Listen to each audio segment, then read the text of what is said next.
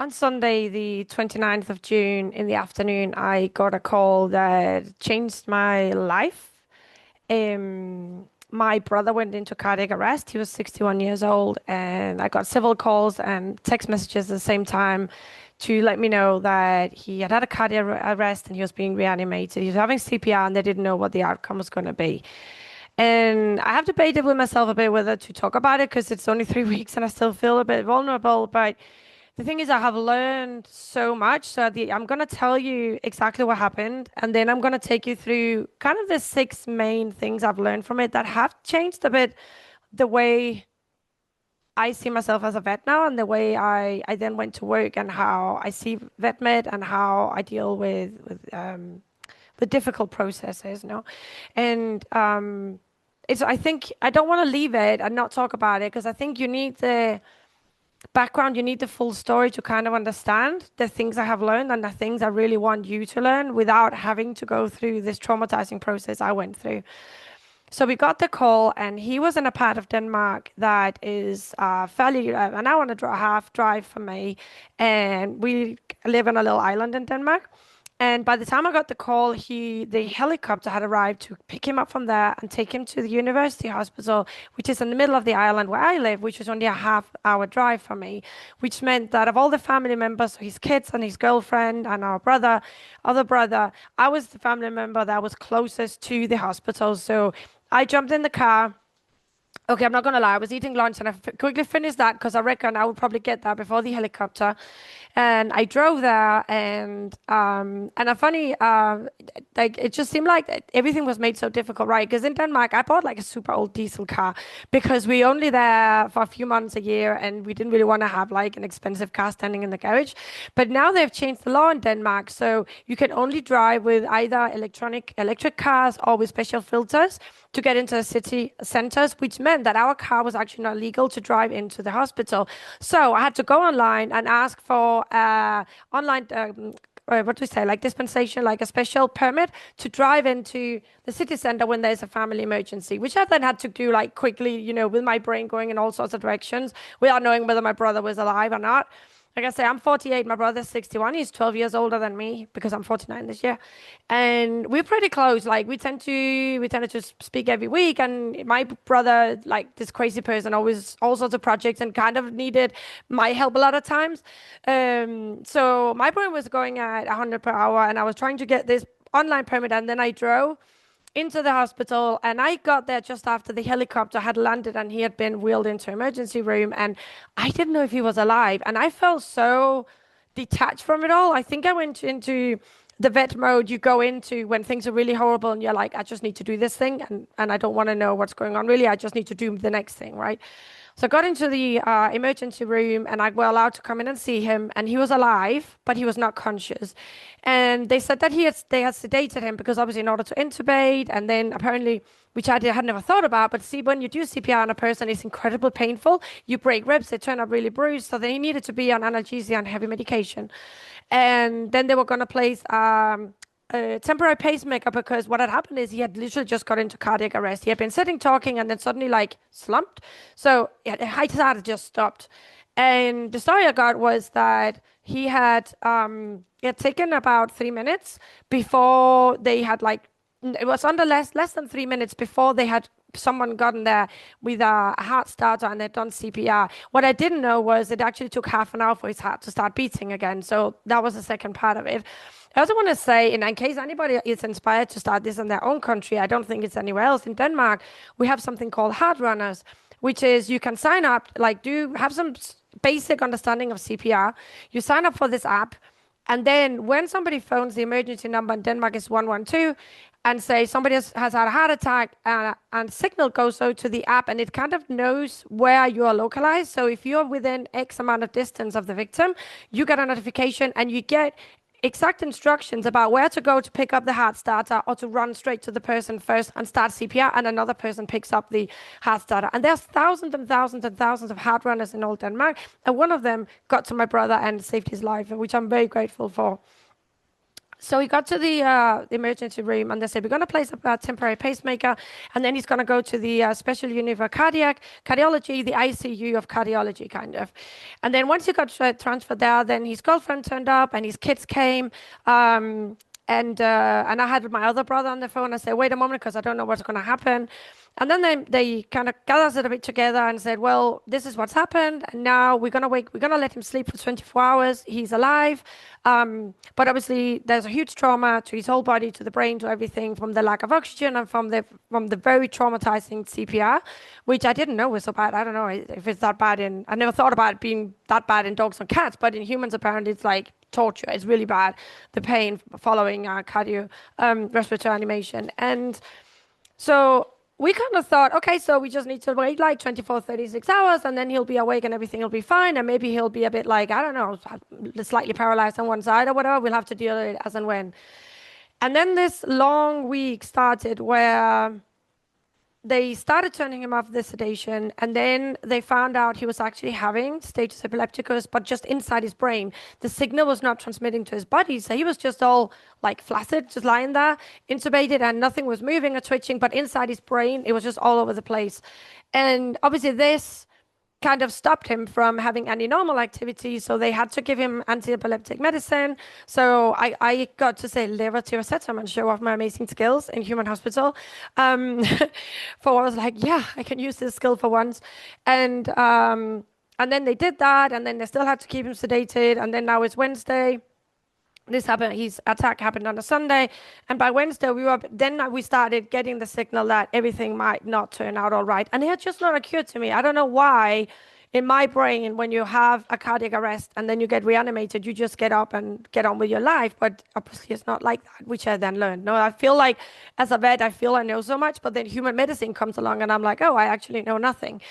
And by Friday, we got. The doctor sat us down and said, look, this is day 6 now, and there's no activity. He's not twitching, he's not moving, he's not opening his eyes. There's no signal that his brain is going to come back to normal. And we had to everybody just look at each other and say, look, he has to come back fairly functional. Otherwise, he cannot come back. My brother is like the most active, bubbly, loud person ever, and none of us could imagine him sitting there like a vegetable. So we were very clear that if that was not the case, he shouldn't come back. And they said, well, he's very young. So obviously in cardiac unit, 61 is young compared to what you normally get in. And they said, let's give him over the weekend.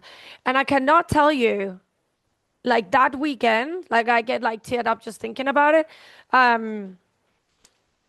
Knowing that, come on, bro, you either show some fucking activity in that brain of yours, give us a sign, or Monday we are switching you off. No, and it was just like the lows and the highs, that roller coaster of emotions. And they told us, the doctors literally said, this is going to be a roller coaster. It's going to be 2 steps forwards, 3 steps back, all the way. You're going to suffer. They told us up front. And we were like, yeah, you were right, actually. So I was there almost 24/7 with with his girlfriend now. They've been together for 3 years and are so incredibly in love, and it was so heartbreaking to see her, and I just could not leave. I just wanted to stay and be there for her as well. And his kids, adult kids, kind of like coming and going almost every day as well. And over the weekend, it was just like the dark humor we have in vet med, no, especially when you work nights, that was up, that was thriving. That was the one thing that got us through. We were eating cakes because we had no appetite. It was just one of those, no. And I put my AirPods in and put his favorite music on. We were joking about stuff that would really annoy him to try and like, if he hear it, that might stimulate him. My beautiful niece, his youngest daughter, came with like a crystal she had like put some energy into, and everybody like took turns to go into ICU and sit with him and tell him stuff and touch him and just do anything to try and stimulate him. And come Monday, and we fucking had to switch him off. And it was so heartbreaking. And it was at the same time the right thing to do, because what do you do when you have like an adult man that's just turning into vegetables? So that was what we did. And then in my head, I hadn't actually thought, I had briefly thought about it, but then discarded the thought because I was still in the denial about my brother not making it. But what happens when you actually switch them off? Because at this point, he was on the ventilator, but it was only slightly helping him. And they were still giving him the anti-epilepsy medicine because they didn't want him to like have seizures because that would be horrible. But he wasn't sedated anymore, and I'm like, what happens now? And then he randomly got wheeled out of ICU because they couldn't keep him there, because if he went into cardiac arrest there, they have to reanimate him. But now we had a DNR, and then they have to go out, and he was wheeled. They were kind of wheeling him all over the hospital. It was like something out of like the Marx Brothers cabinet, to get him to a room where he could be by himself, right? Where there would be no other people, because all the other rooms were two-man room, and you don't really want to be next to someone dying, do you? Like when you know that's the end. And then we were kind of sat there. So my other brother had come, my two daughters had come, they had said goodbye, really upset, left again. And then it was me, the girlfriend, and the three kids in the room, just looking at my brother, struggling like hell to breathe, because now he wasn't intubated anymore. And I won't give you all the detail, because there's no need to give you like a free trauma here. But in the afternoon, we decided that the kids should leave, and the girlfriend and I would sit it out. And then he ended up dying next morning, and it was this weird experience where we kind of saw he was going, and his girlfriend looked at me and was like, should we call the nurse? What do we do? Do we pull the cord? And I'm like, no way in hell, because we don't want anyone to reanimate him. That he has to go now, right? And sitting there, that was hard. And now it's kind of digested a bit now. I think being a coach as well, obviously, I am incredibly self-aware of my thoughts, of our emotions, and I think that's how I'm sort of functional now, and that's why I decided to do this podcast. I needed time to recover enough that I don't see it there sobbing away, but also not more time that I can actually tell you what I learned from this, no, and there's six main things. I tried to sum it up because I don't want it to just be like one big mess, but I feel like this experience made me see something very clear, and it made me grow as a vet as well. It made me grow as a human, as a sister, as an aunt, as a friend to my brother's girlfriend, and I think to anybody around me, no, because I found myself leading this process. No, it was kind of like, I remember looking at my oldest nephew, he's over 30 now, and he's got two little daughters himself. And oh my God, this guy, I mean, he's around 30, but he could be like going 90. He's so wise. I mean, both my nephews and my niece, they talk, and I'm like, how did you have this emotional intelligence? Where did you come from? It's amazing. I mean, some of the young people today, I'm telling you.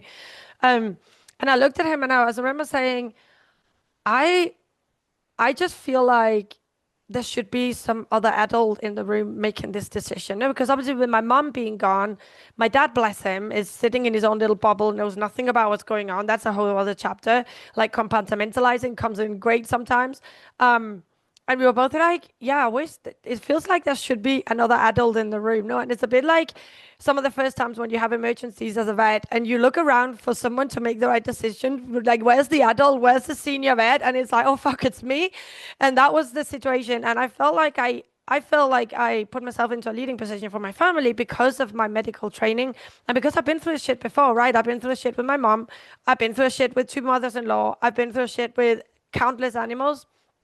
And I thought I am probably the best here to kind of like sort of coordinate everything just slightly and help everybody through this process, no?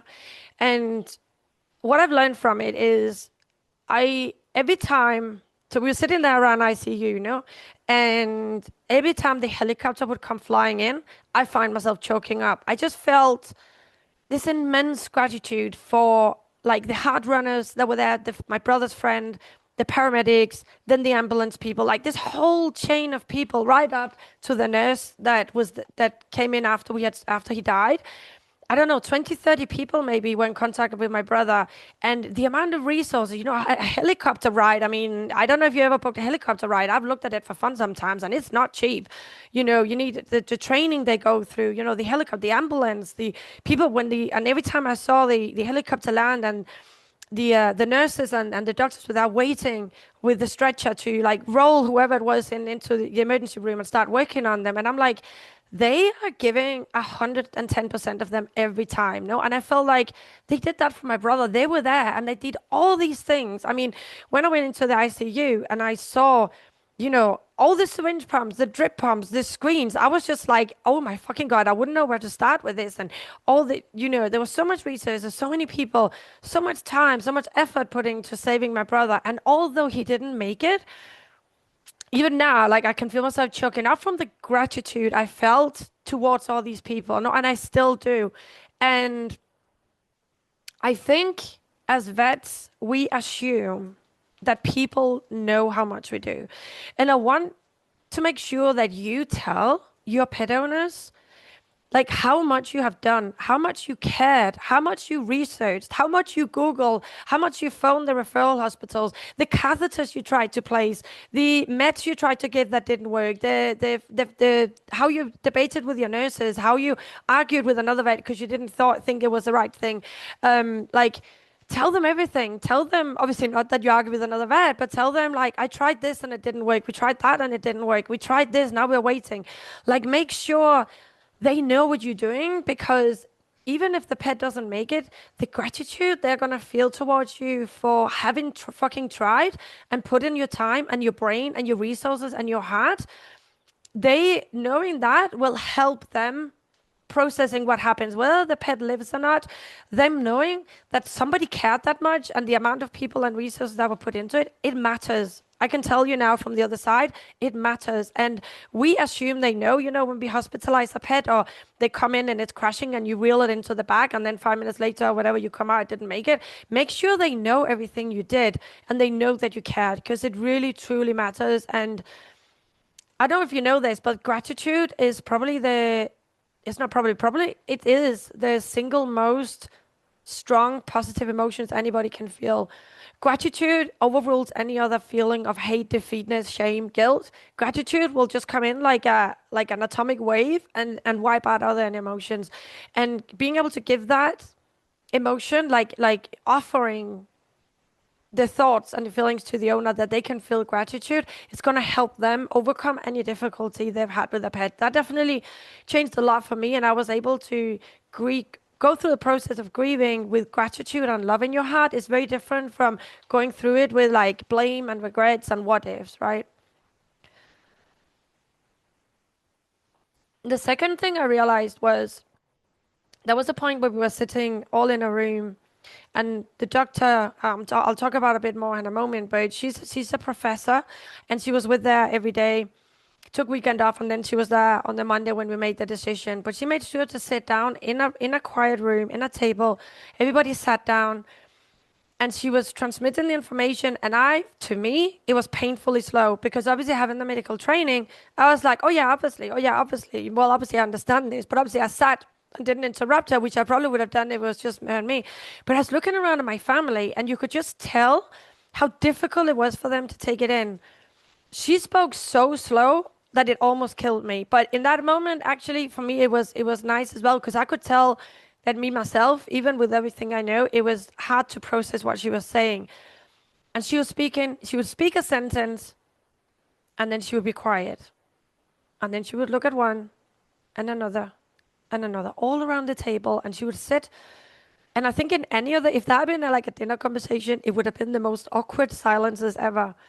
But in that situation, that pause, that full stop, that looking around to give us all a chance to process, to feel the emotion, to realize what she said, come up with any questions, that was worth gold. And obviously, if you're listening to my podcast, you know how fast I speak. And it really changed the way of how I think about how I speak because I assume people know things they don't. I have definitely sinned of that I assume people know and people don't know. They don't. Don't assume they know anything about biology, about biochemistry, about physiology, about anatomy, and about medicine. People know nothing. And even if they know, someone they love, whether it be a human or an animal, they know even less. They know minus information and they cannot take the information in. And I think a lot of the complaints we get is because we forget this and we don't give them, first of all, half the information people need because we just assume they know. We don't think it's necessary for them to know. Maybe we sugarcoat things a bit because we don't want them to suffer. This she was ruthless. She was brutally honest. She did not sugarcoat anything.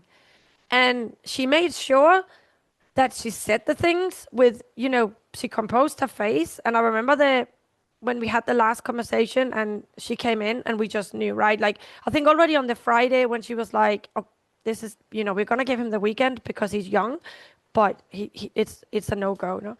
And you just knew in her body language, and the fact that she gave us that time, I can't even tell you how important that was. That time she gave us, how slow she talked. She was incredibly clever. I mean, she's a professor. I don't know how many extra degrees she's got. But that she took the time and not just sat there on a high horse and just like, well, here you are, deal with it. The fact that she gave us that time and spoke so slowly, I want you to make sure that you write this behind your ear. Like, when you speak to pet owners, slow the fuck down. Unless you already do. If you're like me with a super active brain, slightly wanting to jump ahead, you want to get to the core of the matter, but make sure you spell it out. Make sure you speak slow. Stop. Look at them. Have you got any questions? Did you understand everything? I'm here if you need me.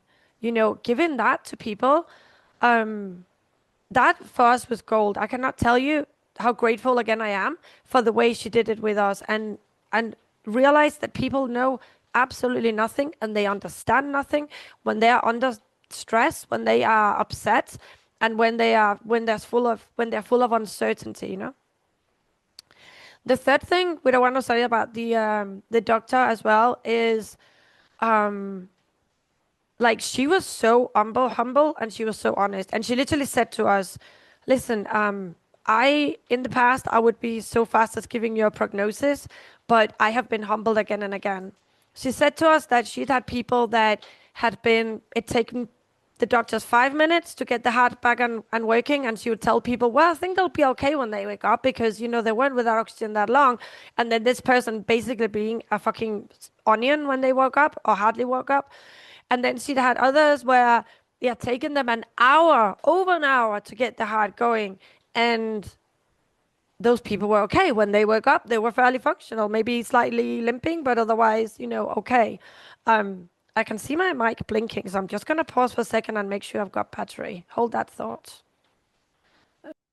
Okay, yeah, the batteries were dying. So I hope that that you didn't miss anything. But okay, so the main doctor, she was this incredibly humble professor, and she was like, I just don't know. I cannot give you a proper prognosis because there's so many things that I don't know, right? Like, we don't know, like, about the brain, about his heart, about his organism. Like, everyone is so different.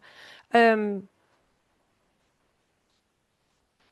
I want to say to you, if this woman, God only know how many years she had specialized in being a cardiologist, like in the ICU, with this intensive care unit, with a team of nurses that do nothing else, with all the MRI scans, ECGs, EKGs, like it was just like all the tests. They were constantly drawing bloods to do like epochs and this and the other, and she could not tell us what was going to happen to my brother, which way it was going to go.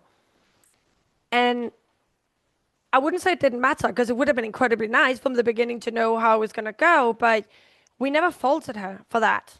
You could not fault her. She was being brutally honest, incredibly kind and compassionate. She never lied to us. She never sugarcoated it. And she said, I don't know. We cannot know. There is no way of knowing. I am so sorry. And I'm so sorry you have to go through this roller coaster, but it's how it is. And I'm thinking how much we as small animal vets, where we are doing fucking everything, even if you specialize and if you work in a referral hospital, you're fairly specialized, like the level of this doctor, I cannot imagine anybody getting to that level and having all the equipment she had.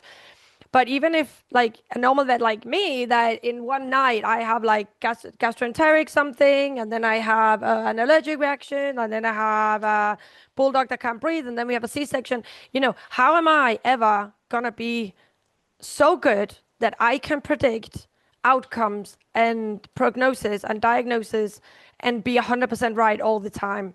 That is impossible. So I want you to realize that you can never know, and you can never know enough for everything, and you can never be good enough to predict everything, and that is okay. You just have to be honest. You have to be honest with the people, and you have to say it exactly as it is. And you can say, we're going to look into this. I'm going to ask the specialist, but I don't know, and I cannot know. And also, one thing is that made it really clear to me as well is like having all this tech, and money was not an issue, right? Because in Denmark, we have this national insurance and nobody has to pay for anything. Well, obviously, you pay through your taxes. We have the fucking highest taxes ever. But so everybody pays for it, but you don't have to worry about your medical bills. So even if there was no money concern, there was like, we were in a university hospital with all the fancy that you can imagine. And still, a lot of it was up to my brother. It was up to his physiology, his biochemistry, his past, how he was not the healthiest of people, right? And there were so many things that depended on him. And I want you to really think hard about this, that when you get a patient in and you try your best, you are just like one of the pieces of the cake. You are just one input into their body, into their disease, into their case. You're one input, and the rest is up to it's up to the animal, right? It's up to their body, their biochemistry, their organs, however hydrated they were in that moment, however functional their lungs are, however, I don't know what their normal blood pressure is. You know, there's so many thousands and thousands of inputs and going in and out of the body, like processes and physiology that we can never be aware of that is going on. And you cannot treat each case like a textbook and expecting I do X, Y, Z, and then A, B, C has to happen. You just don't know. You just one input, and then sometimes I think it's a bloody universe as well, right? The universe is your number up or your number is not up, right? That's just how it is, and you cannot fight that. And trying to overrule that is like pretending to be God. And first of all, that is very like the opposite of humble, but also it's a lot of pressure to put on yourself. Like, you have to be aware you're just one input, you're just one piece of the puzzle in this animal's healing or saving or whatever, no? The fourth thing, I think, the two next points are actually around acceptance. So I saw how each member of my family, his friends, his girlfriend, everybody reacted differently. You know, everybody had different issues going on. Being, you know, a family is never, I think I only know one family that's almost perfect, and that's Bruce's. They seem to have like hardly any issues. But any other family I know is, like we said, my family is really fucked up. Oh, mine too, mine too. A lot of families got issues. And of course, every family member will react differently when one of the family members passes. Everybody's got different triggers. You know, my friends reacted differently. Some were really supportive, and some friends that I maybe expected to support were not then supportive, and others that I hadn't expected much from actually supported me.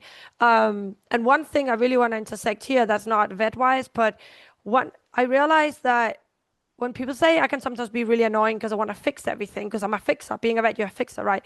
But what I actually found incredibly helpful was people just sending me, and funny enough, vets did this, my friends who are vets, they would just send me like, I would just wanted to send you a virtual hug, and they'd send me a heart, or I'm thinking of you, a heart, or I hope you're doing okay, a heart, you know, and not asking me questions, so no pressure to answer to, because when you're in this like hell of traumatic events, and when you're in the middle of this, you don't really have the mental capacity to take care of other people worrying about you. So it is so helpful. So if you know anybody that is in the middle of one of these processes, like some sort of trauma going on, upsetting events, like it can be so helpful to just show your face. Like, just say, I'm thinking of you. You know, I'd send you a virtual hug. Send them a heart.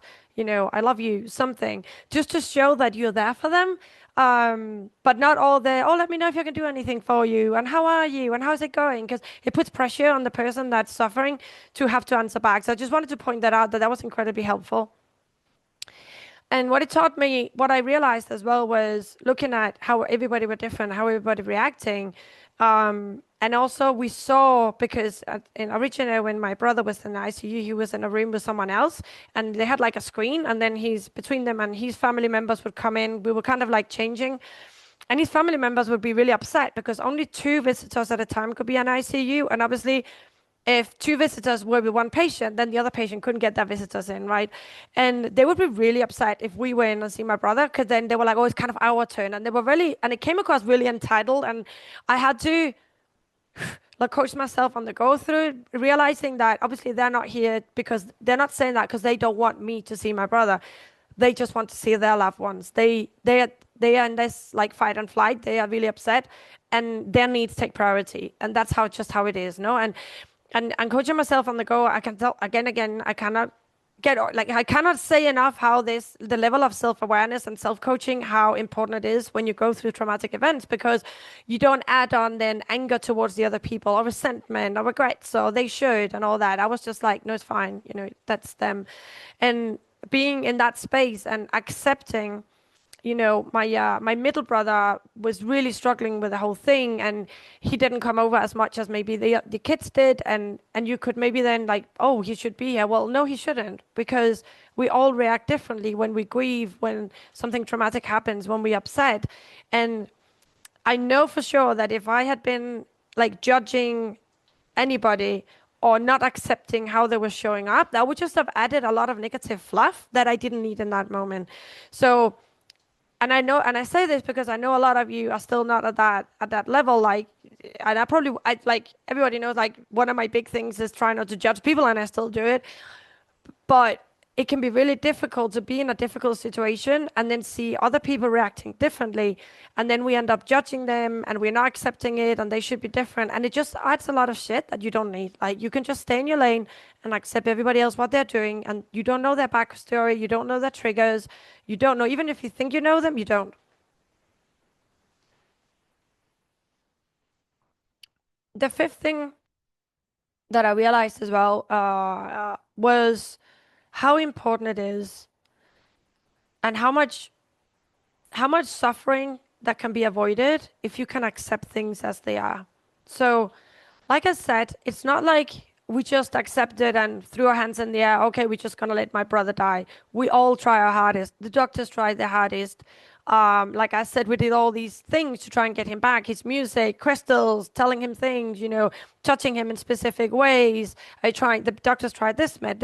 Let's give him this anti-epileptic thing. Let's try this. Maybe he needs more analgesia. Maybe this, maybe that. It's not that you give up. Accepting, and I think it's really important that you understand the difference, that accepting doesn't mean give up, but it means that when there is a reality and you cannot change it, like, accept it. And because sometimes no amount of love, no amount of voodoo, no amount of like research can change the outcome. And if you can't accept that, you can't grieve properly, because you keep going, it shouldn't have happened because, and why didn't he? And why did they? And couldn't they just have? And why didn't they try this? Or you find like some random article about something, and have you tried, and when there's just one outcome, and when the outcome is there, if you cannot accept it, it's just going to make everything worse for you, especially for the patient if you then let them suffer ongoing, and for the people that are trying to help, no? But especially for you, because I felt like that acceptance, once we realized this is a one-way road and we're gonna have to accept this, like, not battling it and just being there in it, and saying this is what we got. This is just what we got. We have to deal with it. We have to deal with it, and this is what we got. No, accepting this just gave so much space for talking about his past and all his crazy stories, all the things he've done, traveling, and speaking with his kids. We had so much family time, and I got to really meet his girlfriend, and over many hours we shared a lot of funny stories, and we shared a lot of pain, and we shared a lot of love we had for him.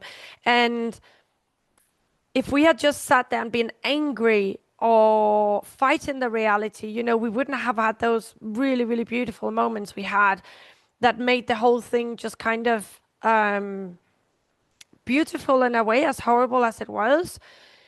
And I let the medical team know this, no, because when he then died, his girlfriend said, I really want to buy some flowers for the doctors and that for the team in ICU, because they were so nice to us. And I said, yeah, let's do that.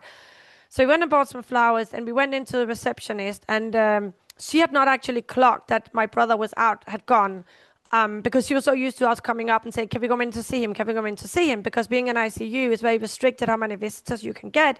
So you had to ask permission every time you went to see him. And he's like, "Oh, are you here for a car?" And we were like, "No, he actually he passed. So we just wanted to come for flowers with flowers for the doctor. We wanted to just really." If you can tell them how grateful we were, and she was all flustered because obviously she hadn't known that he had died, and it was not her fault. How was she gonna know? And she's like, I'm going to get the doctor. And we said, no, because, we don't want to take it up her time. We know how busy she is, but she still went to get the doctor.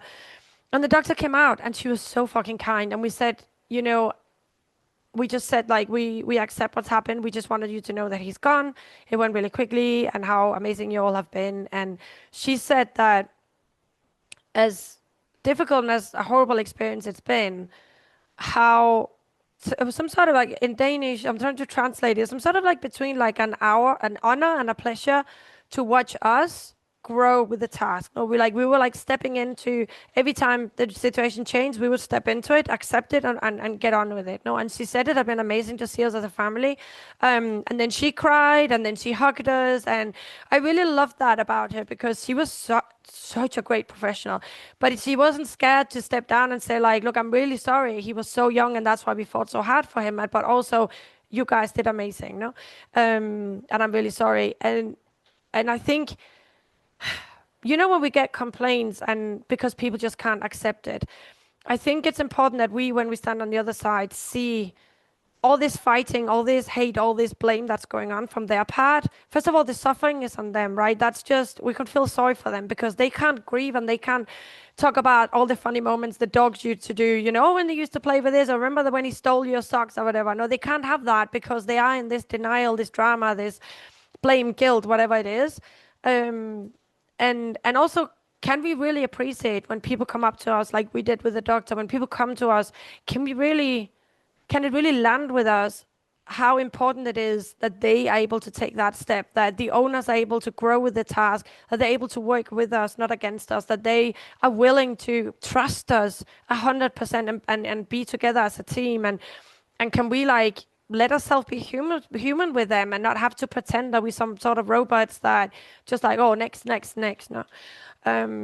So acceptance, I think, is key. Yeah, acceptance is really the key for avoiding of any added suffering. Look, if someone young in your life dies they shouldn't die, like you're gonna suffer, right? You're gonna grieve and you're gonna be sad and you're gonna like really mourn the loss and you're gonna mourn grieve all the future things that are not going to happen with them. But you don't want to add to the suffering by all the blaming and the hate and not accepting and this and the other. No, like, I realize sometimes grief can be so strong and so hard that it's easier to feel anger and feel blame and feel resentment than just grieving in that moment. No, but once we can get to that point of accepting, it just makes things more beautiful, basically, because death is going to come to all of us, and fighting every step of it just doesn't make sense when one point has passed. No. The last point I want to say is, as a vet, I want you to know how lucky you are to have access to euthanasia, because once we made the decision to switch my brother off, the decision is made, right? It's like when you talk to the owners, they sign the document. I'm putting my animal to sleep. The animal is going to die.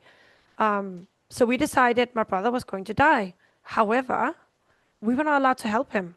And I swear to fucking God, in the middle of the night, between the Monday and the Tuesday morning when he died, I turned to my sister-in-law and I said, should we use a pillow? Have you watched like the cuckoo that flew over the nest, where this Indian, he just like puts a pillow over Jack Nicholson's head, and I was like, I swear to God, and I was like texting Bruce, and he's like, no, because they look for fibers, and I'm like, oh my God, I don't want to be a murderer. It was messing with my brain, you guys. I'm telling you, not having fucking the lethal or whatever it is you use and help my brother was one of the biggest pillars of pain through this process, and it was so hard. It was so hard to watch him struggle, and I realized he was brain dead. And we talked, all the doctors and all the nurses, we were all confirming with each other, he doesn't know, he's not feeling it, he's not here, it's just his body.